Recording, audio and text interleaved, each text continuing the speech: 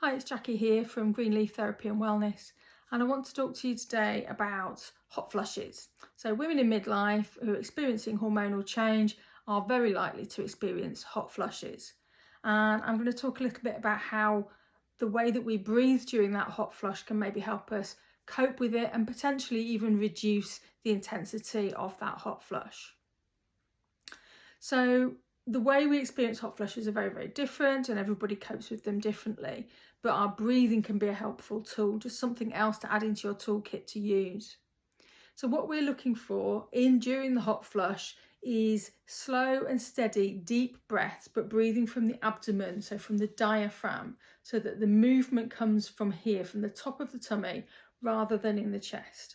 And this might be something that you practice away from the time that you're having a hot flush, so that you know what that feeling is like.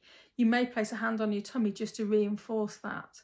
But we're looking at slow, steady, deep breaths, but using the diaphragm so that our abdomen is the bit that moves first, and most of the movement comes from our abdomen and a lot less from our upper chest. So you need to relax the shoulders and breathe from the tummy.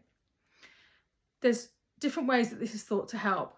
Primarily, and I think what is probably most important for us, is that we have emotions attached to our symptoms of menopause and perimenopause, and particularly hot flushes. It's a very visible sign, and it's something that we can sometimes feel quite embarrassed about. We might feel frustrated.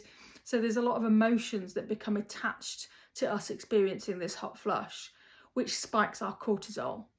And deep diaphragmatic breathing can reduce cortisol levels, so to help us feel emotionally that we're coping with that flush a little bit better. The other thing is that our body has a zone, it's called the thermoneutral zone, through which there's an upper and a lower boundary. And in the middle of that, our body temperature fluctuates and our body can cope with that. If it drops out of the bottom of that range, we will shiver to try and generate more heat. If it goes too high, we will flush and we'll become sweaty. Our breathing rate increases and we have what is typically we know as a hot flush.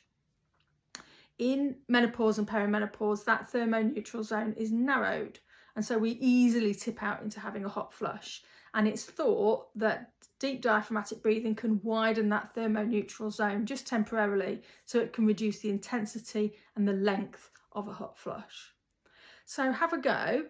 Practice doing your deep diaphragmatic breathing at a time when you're not having a flush, and then see if that's something that you find helpful. And let me know if you do find it helpful. I'll be really interested to hear.